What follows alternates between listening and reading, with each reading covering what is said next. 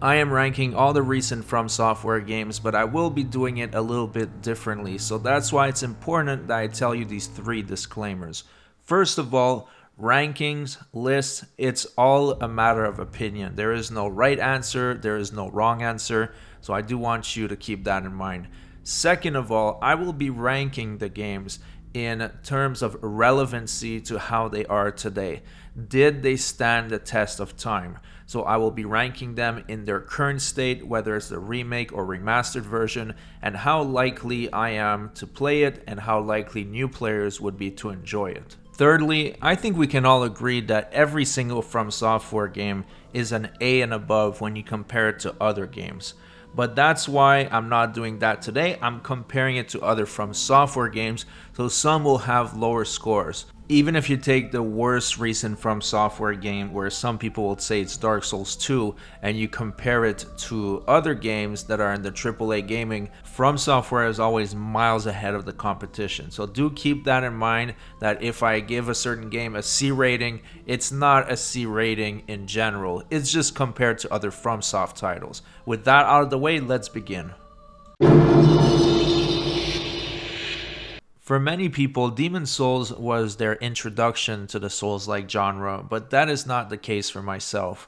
Unfortunately, I didn't have a PS3 at the time, and I wasn't aware of the glorious games that From Software was making. So my first experience with the title was the remake by Bluepoint, and although I have heard that a lot of people didn't enjoy the remake, that it kind of felt soulless and took away from the original, I can certainly appreciate that the original is unplayable right now on a PS4 or on a PS5 or on PC.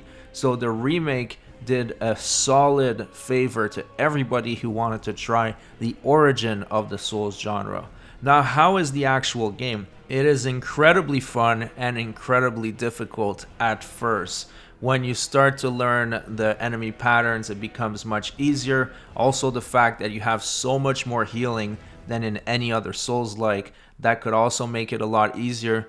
But then there's the curveball that is the world tendency.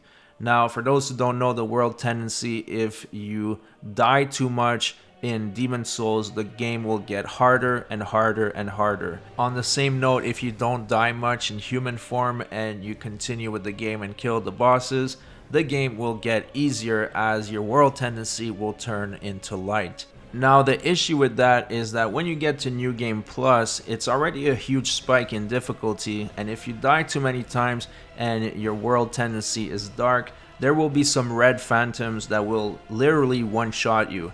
Especially at World 4-1, there is a Samurai Red Phantom that will absolutely obliterate you if you are in a dark world tendency. But if you put that aside, the game is extremely enjoyable. The bosses in Demon's Souls are mostly gimmick bosses, which at first hand sounds like a bad thing, but it's not that bad because Demon's Souls does a really good job at bringing interesting gimmick bosses. Except the Dragon God, fuck that guy. Bluepoint, in my opinion, did a great job on the remake because visually it's extremely impressive. It's one of the highest graphical fidelity that we have in any game so far. It looks absolutely stunning. I know for some people that played the original, they have nostalgia. It might not feel right to them, but for a newcomer, it was extremely satisfying. So without any shadow of a doubt, I gladly put the Demon's Souls remake in a B tier. I would like you right now to gather your pitchfork because this is going to be a little bit of a hot take. I'm not too crazy about Dark Souls 1, and there's a very good reason for that. I played it in 2019 after playing Dark Souls 2, Dark Souls 3, Bloodborne, and Sekiro. So to go back to the roots like that, it kind of felt dated. Unlike the Demon's Souls remake that had a fresh coat of paint, Dark Souls Remastered, it kind of looked rough. And when I played it, for me, it feels clunky. I can imagine that when this game first came out, it rocked everybody's world. And for good reasons. This is the game that put From Software on the map and started an entire new genre. The level design, I do agree, is unmatched. The first half of Dark Souls 1, the level design is extremely intricate. with all the way it circles back to Firelink Shrine, it's extremely impressive. On the second half, it kind of falls off. Overall, I still like the game, but compared to the rest of FromSoftware's recent catalog, I just don't feel the need to revisit Dark Souls very often. I do have to give credit where credit is due. The bosses are extremely memorable. I love how the whole setup is, the intro, and the lore. It's extremely good, but in my opinion, the mechanics haven't aged very well. There is a theory amongst the community that the first Dark Souls that you play will be your favorite for life. And I do believe that is true, like we're about to find out in the next segment. And that's why I do understand that for players that started with FromSoftware right off the bat with Dark Souls 1, Demon Souls, that Dark Souls have a really important place in their heart because it's the one who started it all, and in their mind it cannot be surpassed. The level design possibly cannot be surpassed because it was extremely good. So with that being said, and without putting any nostalgia into these thoughts and considering the replayability and how well it aged, I am putting Dark Souls Remastered in the C tier. Now, if for some reason you put your pitchfork away with the last segment, it's time to pick it back up because this is going to be another hot take. Dark Souls 2 is definitely one of my favorite FromSoftware games. And I'll tell you why. It's because it was my first one. The first time I played this game was, I believe, in 2017, and it was the Scholar of the First Sin edition. And it was so much fun. I rage quitted it about 4 times before actually pulling it together, trying a spear, and beating the game. I have way over 1,000 hours of playtime in Dark Souls 2, and there's many reasons for that. First, I love how the world branches off in 4 different directions. You can beat the game in any order you want. You can start with going straight for the sinner if you want, or straight for the butcher. For sure, there is a path of least resistance, but you're not forced into it. And that's something that Dark Souls 3 completely lacks, but we'll talk about that in a moment. So the fact that you can approach the game in so many different ways is definitely a plus. Also, the build varieties is extremely good. It's very easy to make viable builds even though they're not meta, and it's a lot of fun to experiment. Now, there are obviously some downsides. The biggest problems with Dark Souls 2 is, of course, the adaptability. The game doesn't really explain to you that it will improve your iframes. That's something you kind of have to figure out for yourself. And of course, the worst feature in Dark Souls 2 is the boss runs. The boss runs are absolute garbage, but the thing is that they don't bother me that much when I replay it because I'm so used to them. But if a new player were to pick up Dark Souls 2 right now, right after playing Elden Ring, they could get discouraged at the boss runs. That being said, Dark Souls 2 has one of the best DLCs that FromSoftware ever put out. You have the Crown of the Ivory King that's in a snowy castle. You have the Sunken City. And of course, the third DLC brings you to the Broom Towers, where you fight the most insane boss, Fume Knight. Now that guy made me rage for quite a few days. And there is so much content here with the DLCs. However, if players were playing the vanilla version, I could understand there could have been some frustration. I understand that there was some promises that weren't kept. And also, in my opinion, Nashandra isn't the best final boss. It's kind of weak. But if you consider the package that you have today, Dark Souls 2 is still an amazing experience that will definitely give you your money's worth. And I probably replay it once a year just for nostalgia's sake, just for fun, and it just always feels right. I really appreciate the boss variety and the boss quantity. Some people were saying there were too many and they weren't fleshed out, but they're all unique. And one last thing to mention is that Dark Souls 2 has the best hub music, hands down. The Majula theme is so relaxing and peaceful. It's a soundtrack that I use in a lot of my YouTube videos because it just sounds so good. So considering all of that, considering the replayability and everything, I am confidently putting Dark Souls 2 right in front of Demon Souls in the B tier. Now, Bloodborne is a beast of its own, no pun intended. It is absolutely unmatched when you talk about the setting, the gameplay, especially the boss design, and the entire ambiance. Bloodborne really sets itself apart by partially throwing away the Souls formula and encouraging a more active and aggressive playstyle. I loved my time with Bloodborne. It was right after finishing Dark Souls 3. At first, I didn't know what I was getting into, but then I realized that this game was way better than Dark Souls 3, especially when you get into the DLC. The Old Hunters DLC is definitely the best that FromSoftware has ever put out. I mean, the bosses you fight there, the new areas, the music, the score is incredible. At least once a year, I will boot up Bloodborne and start a brand new gameplay, and just for the anticipation of getting to the end game and the DLC. The Orphan of Kos is definitely one of my favorite boss ever. The first time I fought him, he absolutely tore me apart for days, but now I can beat him in the first try, and it's just an insane experience altogether. And where Bloodborne gets even better, it's with the Callous dungeons. It gives you endless replayability where you go deeper and deeper into the labyrinth and you uncover some true horror. Now, Bloodborne does have some flaws, but in my opinion, they don't really have anything to do with the game itself, but rather the platform it's on, which is only the PS4. So it is capped at 30 frames per second. There is no remake, there is no remastered, at least not for now. And it could feel a little bit off if you're just used to playing next-gen games, but once you get into it, it's really not that bad. I mean, everybody would love to play Bloodborne at 60 FPS like Lance McDonald's, but there is no legit way to do that right now. Hopefully that changes in the near future. The level design in Bloodborne is so intricate and well done that when you get familiar with your environments, you realize that a lot of the areas are interconnected, much like the first part of Dark Souls 1. And another thing that Bloodborne manages to ace is storytelling, because at first you're thrown into Yharnam and you see men that are becoming beasts, and it looks like it's just some type of beast apocalypse.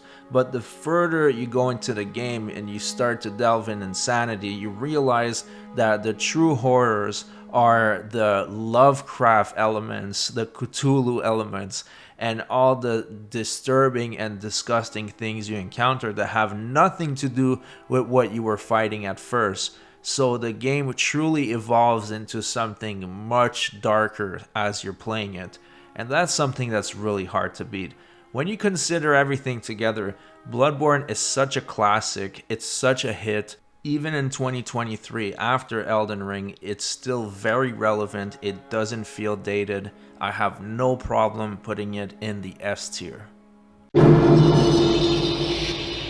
Dark Souls 3 is still extremely relevant and an extremely good game up to this day. For new players that just embarked on the FromSoftware journey with Elden Ring, this is a perfect game to go to next. They'll find the combat extremely similar, except that you can't jump, and there's a little bit more spamming of the dodge rolls, if you know what I mean.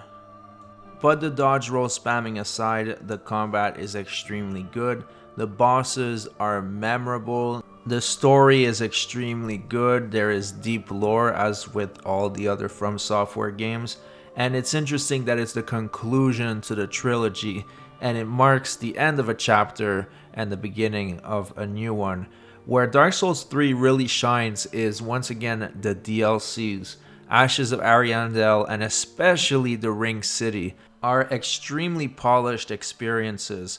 And you can clearly see that the Ring City was the hint as to what we were to expect with Elden Ring. Very colorful environments, large battlefields, just like the boss fight with Gale that had an unusual large arena. So it has some very important significance in the FromSoftware lore.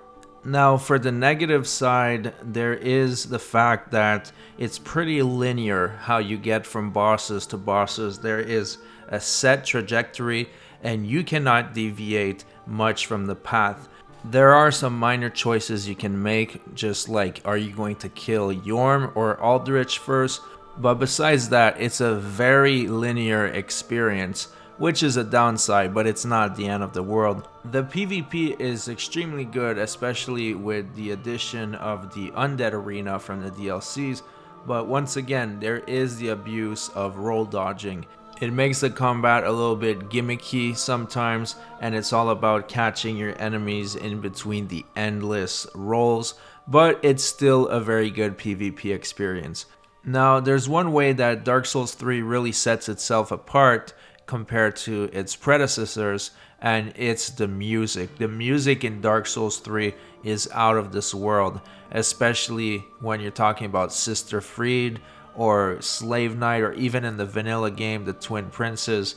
The music with the boss fights is extremely memorable, and that's not something I can say about the Dark Souls 2 music or the Dark Souls 1 music. So that's definitely a plus for Dark Souls 3. It's also worth mentioning that even to this day, you will be able to find some matches in the Undead Arena. The game is still very much alive, and that just really shows how Dark Souls 3 has stood the test of time. It doesn't feel outdated whatsoever, and that's why I will gladly put it in the B tier, right in front of Dark Souls 2. I would consider it a B+, without a shadow of a doubt. Sekiro Shadows Die Twice is definitely one of the greatest games of all time in any genre. It is so incredibly polished that this is FromSoftware's best hit in my opinion. The beauty about Sekiro is that they mostly threw away the Souls formula and replaced it with a fast-paced action RPG where the focus is on deflecting and reading the enemy's attack instead of constantly dodging to avoid damage and looking for openings. By deflecting, you build up the stagger meter of the enemy, and it just makes for absolutely intense combat. Another great feature of Sekiro is the difficulty.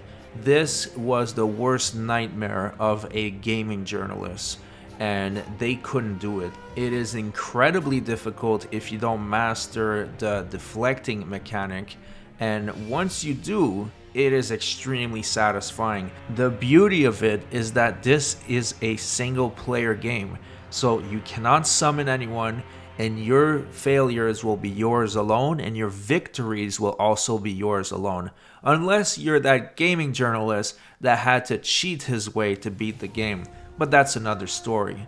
When you first fight Genichiro and you realize that he has 2 health bar, but once you take that down, there's a hidden third one, you realize that this is going to be extremely difficult, but once you finally overcome Genichiro, it is an insane feeling of gratification, accomplishment, a huge shot of dopamine in your brain because it is such a challenge that it just feels so great to overcome it.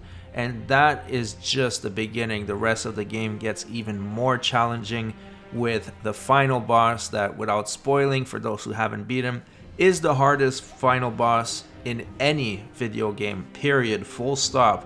Definitely the hardest video game boss I have ever seen, and I would like to challenge people to tell me otherwise. And if that's not enough difficult for you, then the Game of the Year edition brought the Gauntlets, which are basically a bunch of boss fights back to back where you can heal, but you cannot restart. If you die at that boss, you are done and you have to start from scratch. That just takes the difficulty to a whole new ceiling that we haven't seen in any other FromSoftware games. Now, let's talk about the negative sides, because no game is 100% perfect. The build variety is not there because the game wants you to play one way and one way only.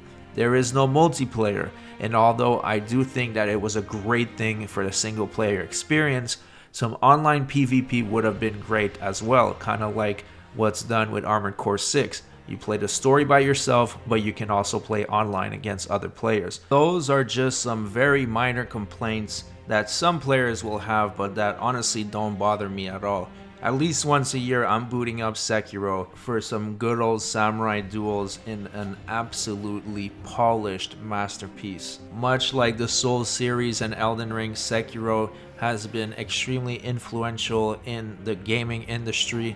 It spawned several Sekiro clones. We have Wolong, Thymesia, and most recently Lies of P. And FROMSOFTWARE just announced that Sekiro sold 10 million units since the launch, which is a huge number, especially considering how difficult the game was. Obviously, it won Game of the Year. There was no doubt Sekiro was going to win no matter who's the competition, because like I said before, it is a polished masterpiece.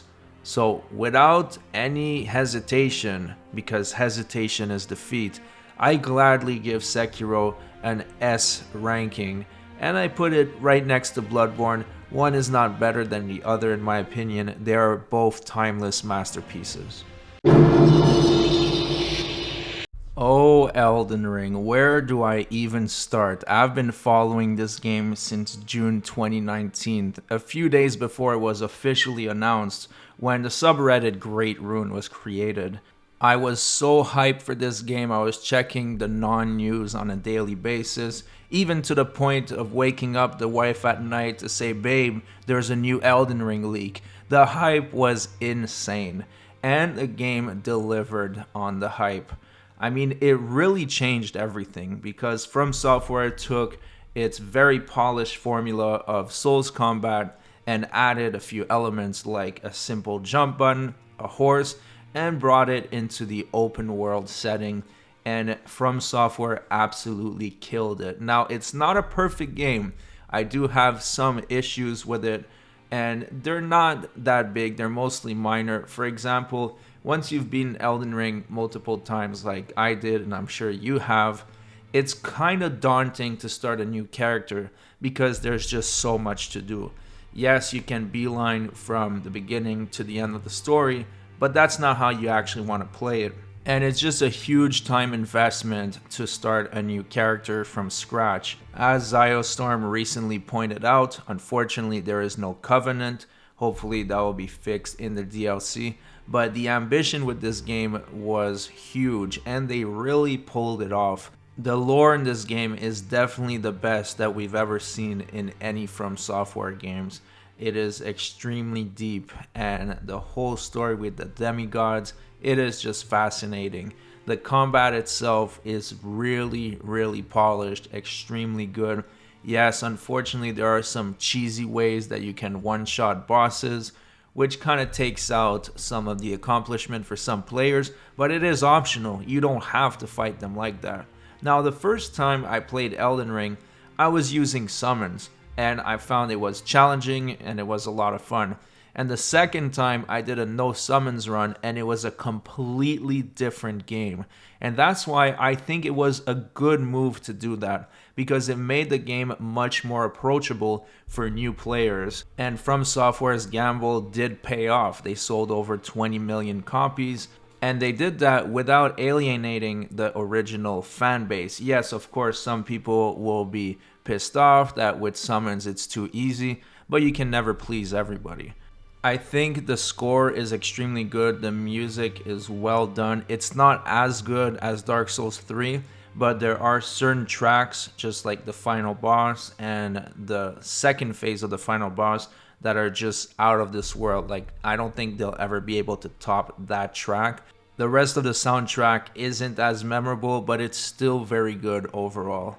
Now, one criticism is that at launch, PvP was atrocious. Every time you wanted to invade someone, you would be fighting 3 people at once that were just extremely cheesy, that would spam spells after spells after spells, and they would stick together like glue because they just don't want to do an honorable duel. And then when you did try to request a one-on-one duel, it sometimes took a little bit longer. Luckily, FROMSOFTWARE fixed that by adding the Colosseums, and that really revamped the PvP.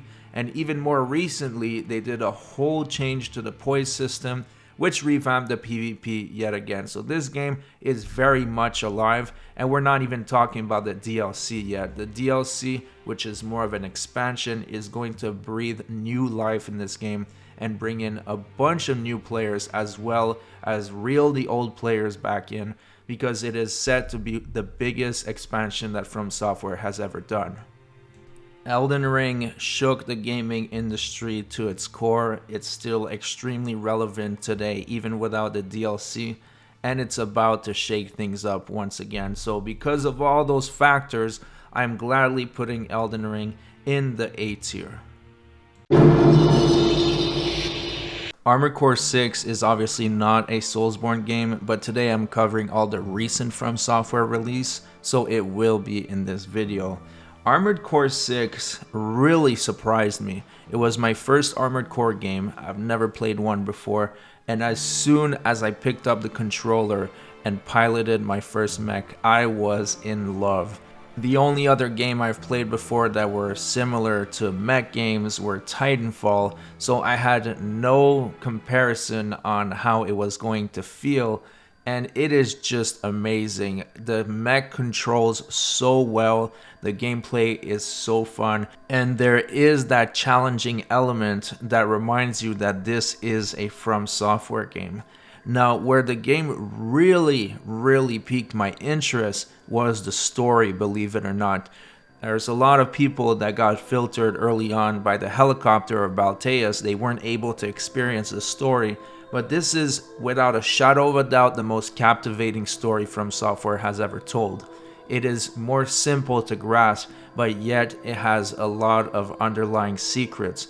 And the story was so captivating that as soon as I finished my first playthrough, I played the game again and again to make sure to get all the endings and get the full picture. It's an extremely emotional story filled with choices that you have to make that will decide the outcome. Honestly, for the story alone, it's a 10 out of 10. The gameplay itself, yes, it was a little bit easier than the other FromSoftware titles, but it's also a mech game. You are a powerful mech that is sometimes just blasting through weaker enemies, and I had no problem with that. Where Armored Core 6 really shines is the customization. Like I said previously, I've never experienced an Armored Core game before, so at first it was a little bit much, but once you get a grasp of it, it becomes so simple and so easy to understand. I think the UI was very well done to make you understand what every piece does, and it becomes a lot of fun. You realize that you're spending more time in the garage than the actual mission, and that's part of the fun. Some people might not enjoy that, but I personally found it very interesting and rewarding to find the right build for the right job. The most underrated Armored Core 6 feature is definitely the music. I for myself compose electronic music. I have multiple synthesizers, so it was amazing to hear some FromSoftware sci-fi music.